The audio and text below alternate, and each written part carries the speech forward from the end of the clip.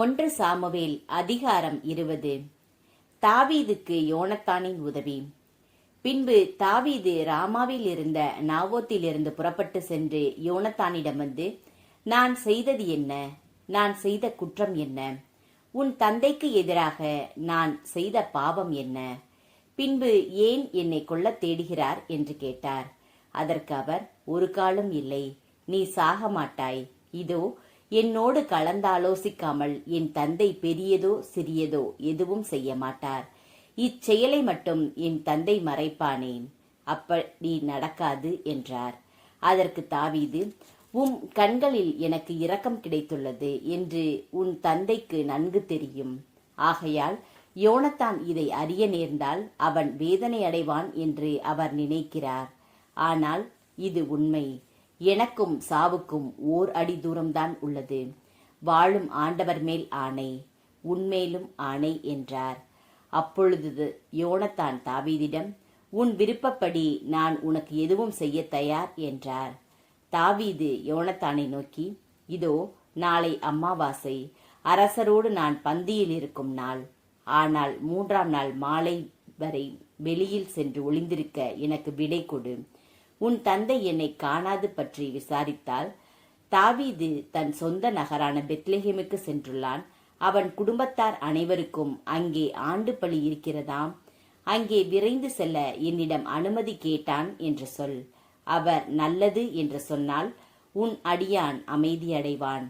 அவர் சினமுற்றால் அவர் எனக்கு தீங்கு செய்ய முடிவு செய்துள்ளார் என நீ அறிந்து கொள்வாய்.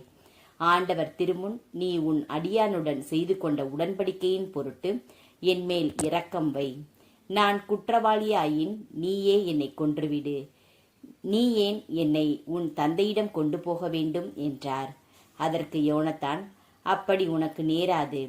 உனக்கு தீங்கு செய்ய என் தந்தை முடிவு செய்துள்ளார் என்று நான் அறிந்தால் அதை உனக்கு சொல்லாமல் இருப்பேனா என்றார்.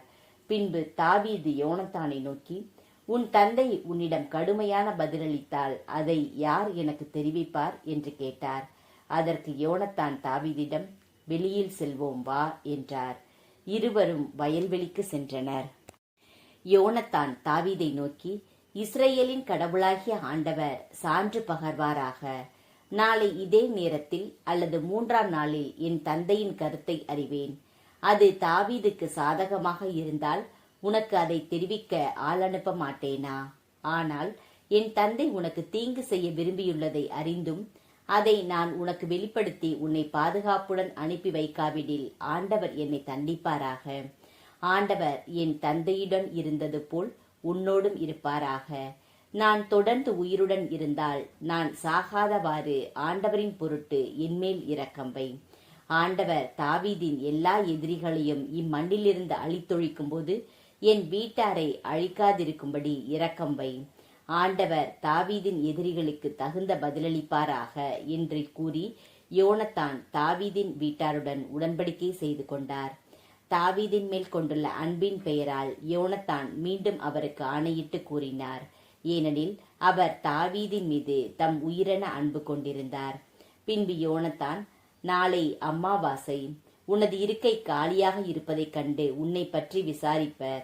3ஆம் நாள் உன்னை கண்டிப்பாக தேடுவர். ஆதலால் நீ முன்பு ஒளிந்திருந்த இடத்திற்கே போ. அங்கே ஏசேல் கல் அருகில் ஒளிந்து கொண்டிரு. நான் குறிவைத்து அம்பு எய்துவது போல் அப்பக்கம் நோக்கி 3 அம்புகளை எய்வேன். பின்பு போய் அம்புகளை தேடி வா என்று ஒரு பையனை அனுப்புவேன். நான் அவனிடம், இதோ அம்புகள் உனக்கு இப்பக்கம் கிடைக்கின்றன, அவற்றை கொண்டு வா என்பேனாகில் நீ என்னிடம் வா. ஏனெனில் வாழும் ஆண்டவர் மேல் ஆணை, உனக்கு பாதுகாப்பு உண்டு, ஆபத்து நேராது.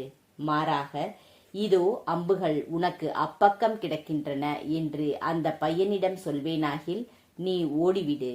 ஏனெனில் ஆண்டவரே உன்னை அனுப்பி வைக்கிறார். நீயும் நானும் பேசியவற்றிற்கும் உனக்கும் எனக்கும் நடுவில் ஆண்டவர் என்றென்றும் சாட்சியாக இருப்பார் என்றார். ஆதலால் அவ்வாறே தாவீது வயல்வெளியில் ஒளிந்து கொண்டார்.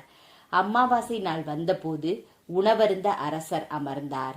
அரசர் சுவரோரம் இருக்கும் தமது இருக்கையில் வழக்கம் போல் அமர்ந்தார். சவுலுக்கு எதிரில் யோனத்தானும் பக்கவாட்டில் அப்னேரும் அமர்ந்தனர்.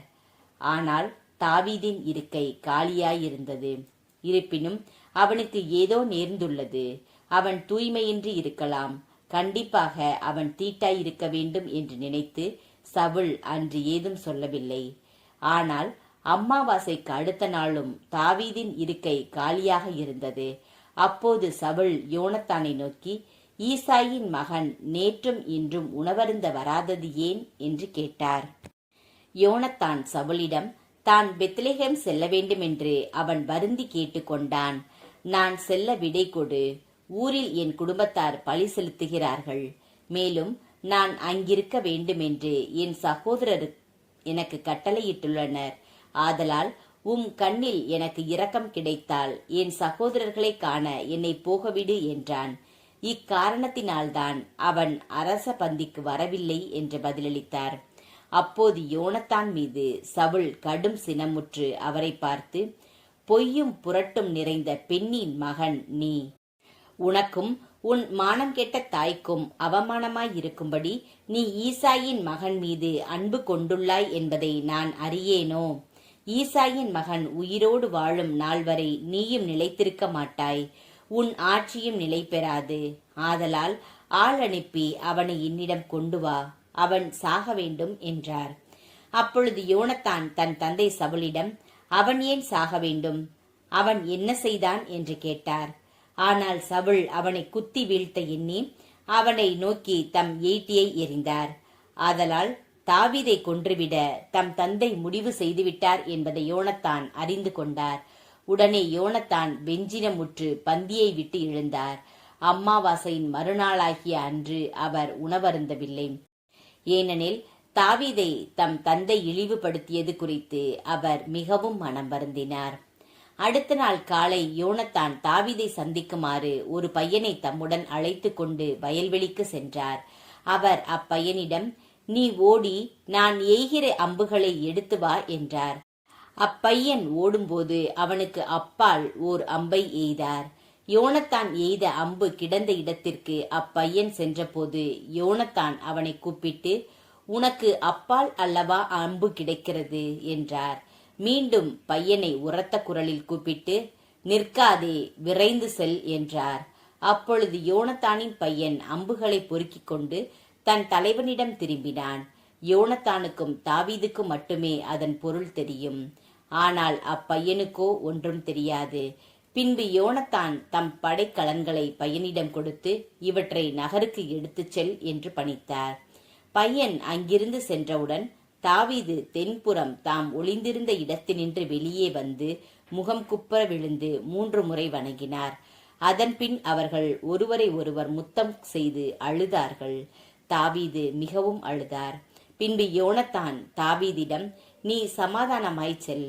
ஆண்டவர் பெயரால் நாம் இருவரும் செய்து கொண்ட உடன்படிக்கையின் பொருட்டு ஆண்டவர் உனக்கும் எனக்கும் உன் வழிமரபிற்கும் என் வழிமரபிற்கும் நடுவே என்றென்றும் சாட்சியாய் இருப்பாராக என்றார்.